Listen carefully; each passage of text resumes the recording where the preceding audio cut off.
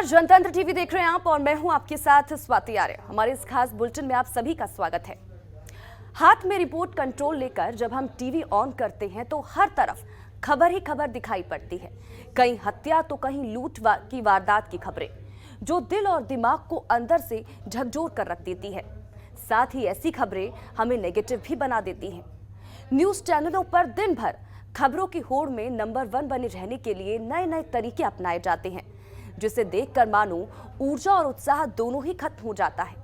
तो अगर आप ऐसी खबरों से दूर भागना चाहते हैं और कुछ ऐसी खबर देखना चाहते हैं जो आपके दिल और दिमाग को ऊर्जा से भरे, जो आपको कुछ अच्छा करने के लिए प्रेरित करे, तो जनतंत्र टीवी आपके लिए कुछ ऐसी ही खबरों का पिटारा लेकर आया है जो आपके दिन भर की कामकाज की थकान को छूमंतर कर देगी, जिसे देखकर और सुनकर आपके चेहरे पर एक प्यारी सी मुस्कान आ जाएगी, साथ ही जो आपके माइंड को कूल कर देगी और आपका दिल कह उठेगा कि ये तो है गुड न्यूज।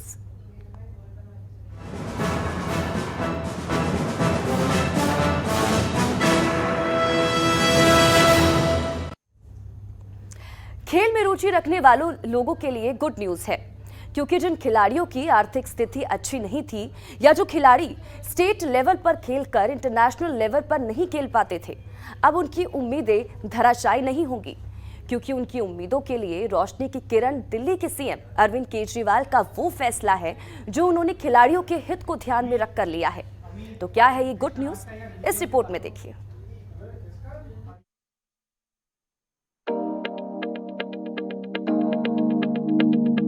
खिलाड़ियों के लिए बड़ी good news. CM Arvind Kejriwal ने दिया सौगात, अब नहीं टूटेंगे सपने।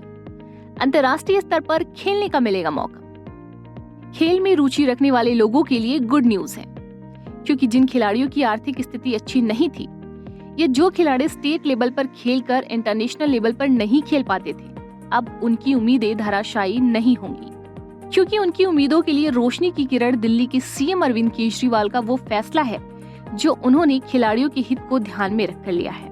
दरअसल दिल्ली के सीएम अरविंद केजरीवाल ने खेल को बढ़ावा देने के लिए दिल्ली स्पोर्ट्स यूनिवर्सिटी और यूनिवर्सिटी ऑफ ईस्ट लंदन के बीच एक अहम समझौता किया है। आज हम लोगों के लिए बेहद खुशी का दिन है, बहुत खुशी का दिन है कि दिल्ली स्पोर्ट्स यूनिवर्सिटी और यूनिवर्सिटी ऑफ ईस्ट लंदन के बीच में आज ये एग्रीमेंट साइन किया जा रहा है। 130 करोड़ लोगों का हमारा देश है, इतना टैलेंट है, इतना लोगों में हुनर है, उसके बावजूद जब हम अंतर्राष्ट्रीय स्तर के ऊपर खेलों में जाते हैं तो 130 करोड़ लोगों का देश, चंद मेडल जीतने में भी हम लोग कामयाब नहीं हो पाते। बहुत दुख होता है। दिल्ली स्पोर्ट्स यूनिवर्सिटी की सक्सेस इसी बात से नापी जाएगी कि अगले ओलंपिक में और फिर अगले ओलंपिक में देश को कितने मेडल मिले। दिल्ली स्पोर्ट्स यूनिवर्सिटी को मैं दिल्ली की धरोहर नहीं मानता। दिल्ली स्पोर्ट्स यूनिवर्सिटी देश की धरोहर है, देश के लिए तैयार की हम लोगों ने, और ये केवल दिल्ली के लोगों के लिए सीमित नहीं होगी। देश भर से जहां टैलेंट मिलेगा, जिस स्पोर्ट्स में टैलेंट मिलेगा, उसको हम दिल्ली स्पोर्ट्स यूनिवर्सिटी में लेके आएंगे। कहीं भी हो, पूरे देश के लिए ये यूनिवर्सिटी बनाई गई है। और आज मुझे बेहद खुशी है कि यूनिवर्सिटी ऑफ ईस्ट लंदन के साथ ये एग्रीमेंट हो रहा है इतने कम समय में। ये एक तरह से अगर हम कहें तो पहला माइलस्टोन है। तो इस रिश्ता जो आज कायम हुआ, इस रिश्ते से हमारा सपना पूरा करने में एक तरह से बहुत मदद मिलेगी। सीएम अरविंद केजरीवाल का कहना है कि दोनों यूनिवर्सिटी के बीच हुआ ये समझौता देश भर में ढेर सारे विश्व स्तरीय खिलाड़ी तैयार करने के हमारे सपने को साकार करेगा, क्योंकि हर भारतीयों के दिल में हमेशा ये टीस रहती है कि एक बड़ी जनसंख्या वाला देश होने के बाद भी हम विश्व स्तर पर खेलों में चंद मेडल ही क्यों ला पाते हैं। इसलिए हमारी खेल पॉलिसी का मकसद है खेल संस्कृति को बढ़ावा देना और गरीब बच्चों तक स्पोर्ट्स को पहुंचाना, जिससे कि विश्व स्तर पर भारत के लिए ज्यादा से ज्यादा मेडल लाए जा सके। देखो जी, यहाँ आम चीज देखी जाती है कि बच्चों को खेलने की जगह ही नहीं है, गरीब बच्चों को तो बिल्कुल नहीं है, और स्पोर्ट्स बहुत महंगा हो चुका है। ये इतनी अच्छी पहल की है और दिल्ली के मुख्यमंत्री ने पूरे देश के लिए की है कि जो एक स्पोर्ट्स यूनिवर्सिटी बनाई है दिल्ली में, और जिसमें पूरे भारत देश के बच्चे अपने खेल सकते हैं और आगे बढ़ सकते हैं। और इसका टाई अप जो है लंदन यूनिवर्सिटी से किया गया है, जो कि अच्छा संदेश जाएगा, बच्चों के लिए बहुत अच्छा रहेगा। सीएम अरविंद केजरीवाल का कहना है कि दिल्ली स्पोर्ट्स यूनिवर्सिटी दिल्ली की ही नहीं बल्कि पूरे देश की धरोहर है। देश भर में जहां से और जिस क्षेत्र में प्रतिभा मिलेगी हम उसको दिल्ली स्पोर्ट्स यूनिवर्सिटी में लेकर आएंगे। आने वाले समय में ये समझौता न केवल दिल्ली स्पोर्ट्स यूनिवर्सिटी बल्कि पूरे देश में खेलों के लिए एक ऐतिहासिक समझौता साबित होगा। सीएम अरविंद केजरीवाल के इस निर्णय के बाद जनतंत्र टीवी की टीम ने उन खिलाड़ियों से बात की जो दूसरे राज्य में सुविधा न मिलने के कारण दिल्ली का रुख करते हैं और दिल्ली में आकर स्पोर्ट में अपना भविष्य तराशते हैं और कड़ी मेहनत करते हैं। खिलाड़ियों का कहना है कि दिल्ली सरकार की तरफ से जो फैसला लिया गया है वह कहीं न कहीं उनका भविष्य सुधारेगी और अंतर्राष्ट्रीय लेवल पर खेलकर देश का नाम रोशन करने में उनकी मदद करेगी। वहाँ पहले बात तो एकेडमीज बहुत कम है, क्रिकेट को इतना ज़्यादा बढ़ावा नहीं है। यूपी में काफ़ी ज़्यादा डिस्ट्रिक्ट्स हैं और उसके लिए मतलब सब लड़के दिल्ली आते हैं क्योंकि दिल्ली में इंडिया का नंबर 1 क्रिकेट है, तो उसके लिए मतलब मैचेस टूर्नामेंट वगैरह यहाँ सबसे ज़्यादा होते हैं इंडिया में। क्रिकेट में ही नहीं और खेलों में भी फ़ायदा है क्योंकि स्पोर्ट्स यूनिवर्सिटी बन रही है, तो अभी क्रिकेट के लिए बंदे आ रहे हैं, बाकी अभी और खेल के लिए जो कोई भी गेम है, फुटबॉल है, हॉकी हो गया, सब के लिए बाहर से लड़के दिल्ली आएंगे खेलने के लिए। अभी तक क्रिकेट के लिए ज़्यादा भीड़ थी दिल्ली में। बहुत ही सराहनीय कदम है दिल्ली सरकार का और इसमें अगर हम दूसरी बात भी जोड़ें तो जो भी हमारे कुछ ऐसे खेल हैं जो हमारे ट्रेडिशनल गेम्स कह सकते हैं भारत के, उनको भी एक नया आयाम मिलेगा और उसको राष्ट्रीय स्तर तक और अंतर्राष्ट्रीय स्तर तक ले जाने के लिए ये बहुत कारगर कदम है। और जैसे कुछ और खेल जो अंतर्राष्ट्रीय स्तर के रहे हैं जिनका प्रभाव भारत में बहुत गहराई से रहा है, जैसे क्रिकेट, ठीक है, तो इसी प्रकार से हमारे यहाँ पे जैसे खो खो है, कबड्डी है, हालांकि अंतर्राष्ट्रीय मंच पे कबड्डी का एक अच्छा वो रहा है कि भाई ज़्यादातर देश इसमें भागीदारी रखते हैं, मगर खो खो भी एक ऐसा खेल है जिसको अंतर्राष्ट्रीय स्तर पे जाना चाहिए। तो मैं मानता हूँ ऐसे अनेक खेल हैं भारत के जो ट्रेडिशनल ही रह चुके हैं, उसको अंतर्राष्ट्रीय पहचान दिलाने में ऐसी यूनिवर्सिटी बहुत ही कारगर होगी। और इसमें जितने भी लोग जुड़ने वाले हैं या जो भी, जैसे अब कर्णम मल्लेश्वरी जी हैं, वो इसमें जो वाइस चांसलर नियुक्त हुई हैं, तो बहुत ही अच्छी खिलाड़ी भी रही हैं, तो मैं मानता हूँ उनके दिशा निर्देश में बहुत ही बेहतर कार्य होने वाला है। फिलहाल अब देखने वाली बात ये होगी कि दिल्ली के मुख्यमंत्री अरविंद केजरीवाल ने गरीब बच्चों को स्पोर्ट्स में आगे लाने और विश्व स्तरीय लेवल पर अच्छे खिलाड़ी तैयार करने का जो सपना देखा है वो जमीनी स्तर पर क्या रंग लाएगी। लेकिन जिस तरह से सीएम अरविंद केजरीवाल ने अंतर्राष्ट्रीय स्तर पर खिलाड़ी तैयार करने का जो लक्ष्य रखा है वो काबिल तारीफ है और ऐसे में ये उम्मीद है कि वो दिन दूर नहीं जब भारत में अंतर्राष्ट्रीय स्तर पर खेल कर खिलाड़ी ज्यादा से ज्यादा मेडल जीत कर लाएंगे। आने वाले भविष्य में ये समझौता कहीं ना कहीं कामगार साबित होगा और हर एक खिलाड़ी कहीं ना कहीं अंतर्राष्ट्रीय स्तर पर खेलेगा। लेकिन देखने वाली बात यह होगी कि दिल्ली के मुख्यमंत्री अरविंद केजरीवाल ने जिस तरीके से ये समझौता किया है और जितने बड़े लेवल पर अब खिलाड़ियों को तैयार करने की बात की जा रही है, क्या ज़मीनी हकीकत भी सेम यही रहेगी या उसमें कुछ बदलाव होगा? नसीम अहमद, जनतंत्र टीवी, दिल्ली। किसी भी देश को विकास की कसौटी पर अगर परखना हो तो तकनीक उसमें महत्वपूर्ण भूमिका निभाती है।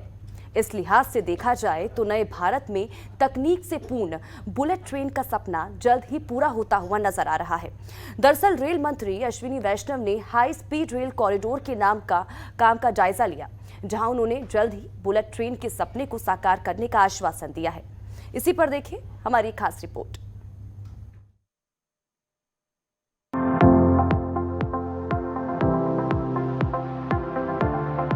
किसी भी देश को विकास की कसौटी पर अगर परखना हो तो तकनीक उसमें महत्वपूर्ण भूमिका निभाती है। इस लिहाज से देखा जाए तो नए भारत के निर्माण का सपना पूरा होता दिखाई पड़ रहा है, क्योंकि भारत तकनीक के लिहाज से सशक्त होता जा रहा है। इस तकनीक की वजह से जल्द ही बुलेट ट्रेन का सपना पूरा होता नजर आ रहा है। दरअसल देश में बुलेट ट्रेन के सपने को मूर्त रूप देने के लिए साल 2015 में मुंबई से अहमदाबाद के बीच बुलेट ट्रेन की घोषणा की गई और इसके लिए भारत ने जापान के साथ समझौता किया। सितंबर 2017 में इस प्रोजेक्ट का शिलान्यास किया गया। तब रेलवे ने कहा था कि 15 अगस्त 2022 तक मुंबई से अहमदाबाद के बीच हाई स्पीड रेल शुरू करने की पूरी कोशिश की जाएगी। साल 2022 की इस गाइडलाइन को 1 साल बढ़ाकर 2023 कर दिया गया।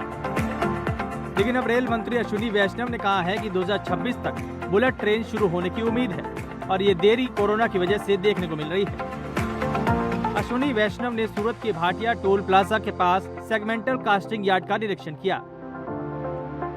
बुलेट ट्रेन का काम बहुत अच्छे तेजी से चल रहा है। करीब 60 किलोमीटर के आसपास पिलर्स कास्ट हो गए हैं। इस प्रोजेक्ट में अभी 1 लाख लोगों को रोजगार मिला है, जिसमें हमारे कामगार भाई भी हैं, मजदूर भाई भी हैं, वेल्डर्स हैं, टेक्नीशियंस हैं, डिज़ाइनर्स हैं, इंजीनियर्स हैं, सब के सब सेफ्टी वाले हैं।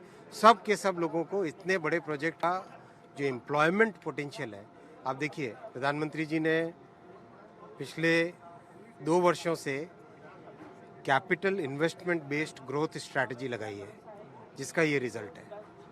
इतना मैसिव एम्प्लॉयमेंट जो इससे जनरेट हो रहा है कैपिटल इन्वेस्टमेंट से, वो इसका एक बहुत बड़ा एग्जाम्पल है। National high speed rail corporation limited के मैनेजिंग डायरेक्टर सतीश अग्निहोत्री ने रेल मंत्री को 22 एकड़ में बन रहे सेगमेंटल कास्टिंग यार्ड के बारे में जानकारी दी। लेकिन इस बीच रेल मंत्री ने इस प्रोजेक्ट से जुड़ी और भी जानकारियां साझा की। रेल मंत्री ने बताया कि मुंबई और अहमदाबाद के बीच 508 किलोमीटर का बुलेट ट्रेन प्रोजेक्ट है, लेकिन फिलहाल वापी से अहमदाबाद के बीच काम शुरू हुआ है। 360 किलोमीटर के हिस्से में 160 किलोमीटर पर काम तेजी से चल रहा है। खासतौर पर 60 किलोमीटर में पिलर बन चुके हैं, जो पूरी तरह से नई टेक्नोलॉजी पर आधारित है। इस प्रोजेक्ट के लिए जिन मशीनों का इस्तेमाल किया जा रहा है वे सभी स्वदेशी हैं। खास बात यह है, इस प्रोजेक्ट के लिए 30 वर्ल्ड क्लास स्टेशन बनाए जाने हैं, जिनके लिए जल्द ही टेंडर की प्रक्रिया भी शुरू हो जाएगी। हालांकि सूरत के उधना रेलवे स्टेशन के लिए टेंडर निकाला जा चुका है। मुंबई अहमदाबाद के बीच बुलेट ट्रेन के इस प्रोजेक्ट की कुल लागत 1.1 लाख करोड़ रुपए है, जिसमें 12 स्टेशन बनाए जाने हैं। इसके बाद दोनों शहरों के बीच दूरी तय करने में महज 3 घंटे लगेंगे, जो फिलहाल 6 घंटे के सफर में पूरी होती है। यह भारत की बुलेट क्रांति के सफर का पहला पड़ाव है। साथ ही देश के अलग अलग हिस्सों में बुलेट ट्रेन के लिए जो रूट तय किए गए हैं, उनमें पहली रूट दिल्ली से लखनऊ होते हुए वाराणसी के बीच चलेंगी। ये रूट 865 किलोमीटर लंबा होगा। वहीं दूसरे रूट को तो दिल्ली, जयपुर, अहमदाबाद के बीच बनाए जाने की योजना है, जो करीब 886 किलोमीटर लंबा होगा। मुंबई, नागपुर के बीच भी बुलेट ट्रेन चलाए जाने की योजना है। यह रूट 353 किलोमीटर लंबा हो सकता है। चौथे रूट की बात करें तो मुंबई, हैदराबाद के बीच बुलेट ट्रेन चलाए जाने का प्रस्ताव है, जो करीब 711 किलोमीटर लंबी होगी। साथ ही चेन्नई, मैसूर में बुलेट ट्रेन दौड़ती नजर आएगी। ये रूट 435 किलोमीटर लंबा होगा। दिल्ली से चंडीगढ़ के बीच भी बुलेट ट्रेन प्रस्तावित है। ये रूट 459 किलोमीटर लंबा होगा। कुल मिलाकर देखा जाए तो मोदी सरकार का भारत को जो बुलेट ट्रेन की सौगात देने का सपना है, उम्मीद है कि वो निर्धारित समय तक पूरा हो जाएगा, जिससे भारत के लोगों का बुलेट ट्रेन से यात्रा करने का सपना साकार हो पाएगा। ब्यूरो रिपोर्ट, जनतंत्र टीवी।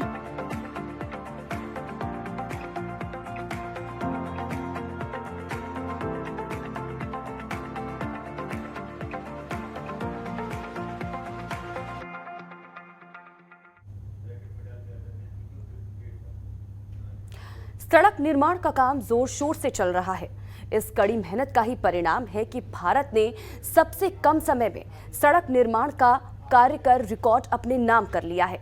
जी हां, भारत ने 105 घंटे में 75 किलोमीटर सड़क बनाकर गिनीज वर्ल्ड में नाम दर्ज करवा लिया है।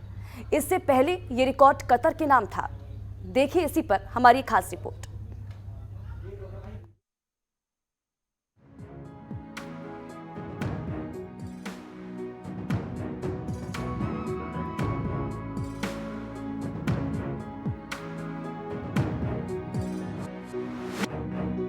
किसी भी देश के विकास के पैमाने में निश्चित रूप से उसके सड़क मार्ग को भी लिया जाता है, क्योंकि यही वो माध्यम है जो विकास को रफ्तार देती है, लोगों की आवागमन को सरल बनाती है। जब केंद्रीय सड़क परिवहन एवं राजमार्ग मंत्री नितिन गडकरी ने अपना पदभार संभाला, तभी से उनका लक्ष्य था विकास के इस मार्ग का सुदृढ़ीकरण, सुंदरीकरण और हर क्षेत्र तक सड़क मार्ग को सुनिश्चित करना। देश भर की सड़कों को एक दूसरे से जोड़ने के लिए भारतमाला को शुरू किया गया। भारतमाला परियोजना एक राष्ट्रीय राजमार्ग विकास परियोजना है, जिसके तहत नए राजमार्ग के अलावा उन परियोजनाओं को भी पूरा किया जाएगा जो अब तक अधूरी हैं। बंदरगाहों और सड़क, राष्ट्रीय गलियारों को ज्यादा बेहतर बनाना, राष्ट्रीय गलियारों को विकसित करना इस परियोजना में शामिल। इसके अलावा पिछड़े इलाकों, धार्मिक और पर्यटक स्थल को जोड़ने वाले राष्ट्रीय राजमार्ग बनाए जाएंगे। इसी कड़ी में सड़क निर्माण का काम जोर शोर से चल रहा है। इस कड़ी मेहनत का ही परिणाम है कि भारत ने सबसे कम समय में सड़क निर्माण का कार्य कर रिकॉर्ड अपने नाम कर लिया। जी हाँ, भारत ने 105 घंटों में 75 किलोमीटर सड़क बनाकर गिनीज वर्ल्ड में अपना नाम दर्ज करवा लिया। इससे पहले ये रिकॉर्ड कतर के नाम था। नेशनल हाईवे 53 पर महाराष्ट्र के अमरावती से अलोका के बीच 75 किलोमीटर बिटुमिनस कंक्रीट सड़क बनाकर NHAI ने ये रिकॉर्ड कायम किया। इसे बनाने में national highway authority of India ने मात्र 105 घंटे 33 मिनट का समय लिया। अगर दिन में काउंट किया जाए तो 5 दिन से भी कम वक्त लगा। इसको बनाने का काम NHAI के 800 कर्मचारी और राजपथ इंफ्राकॉन के 720 कर्मचारियों ने साथ मिलकर किया।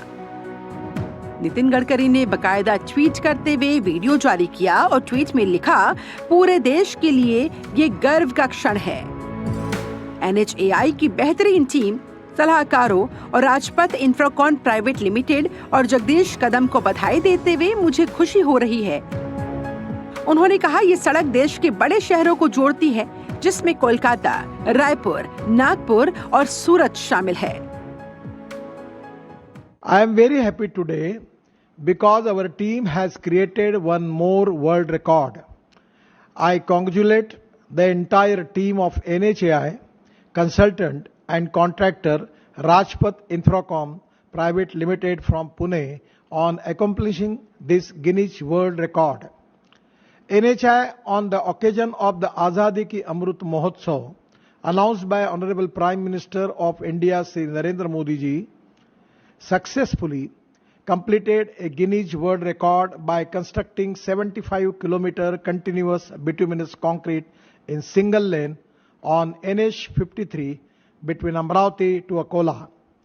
The total length of the 75-kilometer single lane continuous bituminous concrete road is equivalent to 37.5 kilometer of two-lane paved shoulder road and completed on 7 June 2022 at 5 p.m. Total time taken is 105 hours and 33 minutes. Bharat से पहले लगातार लंबी bituminous concrete सड़क बनाने का record Qatar के नाम था।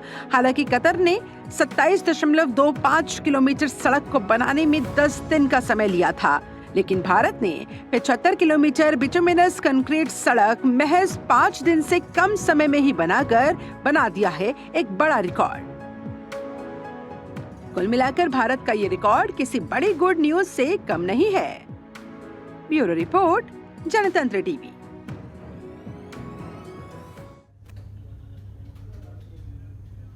और वहीं मोदी सरकार की तरफ से किसानों के लिए खुशखबरी है, क्योंकि सरकार ने 2022-23 के लिए 17 फसलों की एमएसपी बढ़ाने का फैसला किया है। दरअसल पीएम मोदी की अध्यक्षता में हुई आर्थिक मामलों की मंत्रिमंडलीय समिति की बैठक में खरीफ की फसलों की एमएसपी बढ़ाने के प्रस्ताव को मंजूरी दी गई। देखिए रिपोर्ट।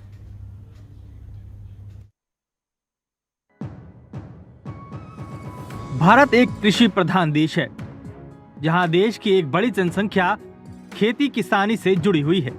लेकिन जब इन अन्नदाताओं पर मौसम की मार पड़ती है या उत्पादन या सही मूल्य इन्हें नहीं मिलता, तो इन्हें कई चुनौतियों का सामना भी करना पड़ता है। ऐसे में किसानों की समस्या के समाधान के लिए सरकार की तरफ से समय समय पर कई योजनाओं की शुरुआत भी की जाती है। एक बार फिर मोदी सरकार की तरफ से किसानों के लिए खुशखबरी है, क्योंकि सरकार ने 2022-23 के लिए 17 फसलों की एमएसपी बढ़ाने का फैसला लिया है। दरअसल पीएम मोदी की अध्यक्षता में आर्थिक मामलों की मंत्रिमंडलीय समिति की बैठक में खरीफ की फसलों की एमएसपी बढ़ाने के प्रस्ताव को मंजूरी दी गई है। केंद्रीय मंत्री अनुराग ठाकुर ने कहा कि इससे किसानों का मनोबल भी बढ़ता है और उनकी फसलों की अच्छी कीमत भी मिलती है। फिलहाल धान की एमएसपी 1940 रुपए प्रति क्विंटल है, जिसे बढ़ाकर 2040 रुपए कर दिया गया है। माननीय प्रधानमंत्री मोदी जी के नेतृत्व में 2022-23 के लिए खरीफ की 14 फसलों की सब वैरायटी सहित 17 फसलों के न्यूनतम समर्थन मूल्य यानी कि एमएसपी का अनुमोदन किया गया है।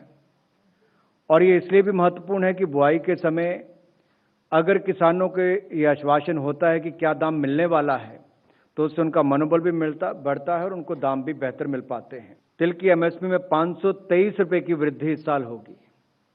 मूंग पे 480 प्रति क्विंटल उसकी वृद्धि है। सूरजमुखी बीज पर 385 रुपये प्रति क्विंटल और रामतिल पर 357, तो कपास मध्यम रेशा पर 354 रुपये, सोयाबीन पर जो सोयाबीन पीला पर 350 रुपये की वृद्धि होगी और तूर पर 300 रुपये की वृद्धि है। उड़द पर 300 रुपया, मूंगफली पर 300 रुपया, ज्वार हाइब्रिड पर 232 रुपये, ज्वार मालदंडी पर 232 रुपये, रागी पर 201 रुपया, धान पर 100 रुपया, धान सामान्य पर 100 रुपया और धान ग्रेड ए पर 100 रुपया, बाजरा पर 100 रुपया और मक्का पर 92 रुपये। धान की एमएसपी में 100 रुपए की बढ़ोतरी की गई है। 2021-22 में धान की एमएसपी 1940 रुपए थी। तिल की एमएसपी में भी बढ़ोतरी की गई है। तिल के न्यूनतम समर्थन मूल्य में 523 रुपए की बढ़ोतरी की गई, जबकि सूरजमुखी की एमएसपी में 385 रुपए का इजाफा किया गया। इसके अलावा भी कई फसलों के समर्थन मूल्य में बढ़ोतरी की गई है। कपास के समर्थन मूल्य में 354 रुपए की बढ़ोतरी, सोयाबीन के समर्थन मूल्य में 350 रुपए का इजाफा किया गया है। उड़द, मूंगफली, अरहर की एमएसपी में 300 रुपए की बढ़ोतरी हुई है। मक्का की एमएसपी में 92 रुपए की बढ़ोतरी की गई। ज्वार की एमएसपी में 232 रुपए का इजाफा किया गया। सरकार का कहना है कि किसान सम्मान निधि के तहत 2 लाख करोड़ किसानों के खाते में सीधे धनराशि ट्रांसफर हो रही है। अनुराग ठाकुर ने कहा कि फर्टिलाइजर पर सरकार ने 2,10,000 करोड़ की सब्सिडी दी है। आइए जानते हैं कि आखिर क्या है एमएसपी। एमएसपी जिसे न्यूनतम समर्थन मूल्य कहा जाता है, एक तरह से किसानों के फसल के मूल्य की गारंटी है। सरकार कुछ फसलों पर दाम की गारंटी देती है, जिसे मिनिमम सपोर्ट प्राइस कहा जाता है। इसका मतलब है कि बाजार में फसल की कीमत कुछ भी हो, सरकार एक तय कीमत पर किसानों से फसल खरीदेगी। केंद्रीय मंत्री अनुराग ठाकुर ने कहा कि सरकार ने पिछले 8 सालों में किसानों के हित में कई फैसले लिए हैं। उन्होंने कहा कि सरकार ने किसानों की आय को बढ़ाने के लिए भी कई कदम उठाए हैं। बीज के बाजार को ध्यान में रखकर फैसले हुए हैं, जिससे किसानों को फायदा हुआ है। ब्यूरो रिपोर्ट, जनतंत्र टीवी। वहीं पीएम नरेंद्र मोदी ने क्रेडिट लिंक्ड सरकारी योजनाओं के लिए जन समर्थ पोर्टल लॉन्च किया है। इससे सरकारी स्कीम के तहत लोन लेना आसान हो जाएगा। इस पोर्टल से 13 सरकारी स्कीम के तहत लोन लेने के लिए ऑनलाइन आवेदन किए जा सकेंगे। देखिए इस रिपोर्ट में। पीएम मोदी अक्सर डिजिटल इंडिया की बात करते हैं और इंडिया के डिजिटलाइजेशन के लिए कई बार पहल के साथ साथ योजनाओं की शुरुआत भी करते हैं। इसी कड़ी में प्रधानमंत्री नरेंद्र मोदी क्रेडिट लिंक्ड सरकारी योजनाओं के लिए जन समर्थ पोर्टल लॉन्च कर चुके हैं। इससे सरकारी स्कीम के तहत लोन लेना आसान हो जाएगा। इस पोर्टल से 13 सरकारी स्कीम के तहत लोन लेने के लिए ऑनलाइन आवेदन किए जा सकेंगे। फिलहाल 4 श्रेणी के लोन के लिए आवेदन करने की सुविधा होगी। इसमें शिक्षा, कृषि इंफ्रास्ट्रक्चर, कारोबार शुरुआत और जीवन यापन लोन शामिल है। लोन के आवेदन से लेकर उसकी मंजूरी तक सब काम जन समर्थ पोर्टल से ऑनलाइन होगा। पोर्टल में आवेदक अपने लोन की स्थिति भी देख सकेंगे। आवेदक लोन नहीं मिलने पर उसकी शिकायत भी ऑनलाइन कर सकेंगे। आइए जानते हैं कि क्या है जन समर्थन पोर्टल। जन समर्थ पोर्टल क्या है? जन समर्थ एक डिजिटल पोर्टल है जहां एक ही प्लेटफॉर्म पर 13 क्रेडिट लिंक्ड सरकारी योजनाएं जुड़ी हुई हैं। लाभार्थी डिजिटल तरीके से आसान स्टेप्स में अपनी पात्रता की जांच कर सकते हैं। पात्र योजनाओं में ऑनलाइन आवेदन कर सकते हैं और साथ ही डिजिटल मंजूरी भी पा सकते हैं। 3 दिनों में आवेदक की शिकायत का निपटारा करना होगा। जनसमर्थ पोर्टल पर आवेदक के साथ बैंक एवं लोन देने वाली विभिन्न प्रकार की छोटी बड़ी संस्थाएं भी उपलब्ध होंगी, जो लोन के लिए आने वाले आवेदन पर अपनी मंजूरी देंगी। अपनी इस पोर्टल से बैंक समेत 125 से अधिक वित्तीय संस्थाएं जुड़ चुकी हैं। आइए जानते हैं कि इस पर आवेदन करने की क्या प्रक्रिया है। आवेदन की प्रक्रिया। वर्तमान में 4 लोन श्रेणियां हैं और प्रत्येक लोन कैटेगरी के तहत कई योजनाएं इसमें हैं। अपनी प्राथमिकता वाली लोन कैटेगरी के लिए पहले कुछ आसान सवालों के जवाब देने होंगे, जिससे आवेदक की पात्रता की जांच की जा सकेगी। किसी योजना के लिए पात्र होने पर ही ऑनलाइन आवेदन कर सकेंगे। इसके बाद आवेदनकर्ता को डिजिटल अप्रूवल मिल सकेगा। जनसमर्थ पोर्टल पर कोई भी लोन के लिए आवेदन कर सकता है, जिसके लिए आपको अपने जरूरत के लोन श्रेणी में पात्रता जांचनी होगी। और अगर आपको लगता है कि आप आवेदन के लिए पात्रता रखते हैं, तो आप ऑनलाइन आवेदन प्रक्रिया के जरिए लोन के लिए आवेदन कर सकते हैं। ब्यूरो रिपोर्ट, जनतंत्र टीवी।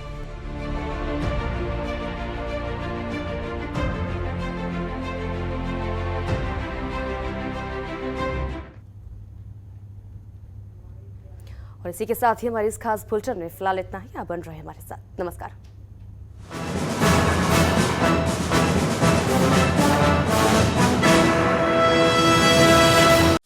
खबरों के निष्पक्ष विश्लेषण के लिए सब्सक्राइब करें Jantantra TV and press the bell icon. Never miss any update.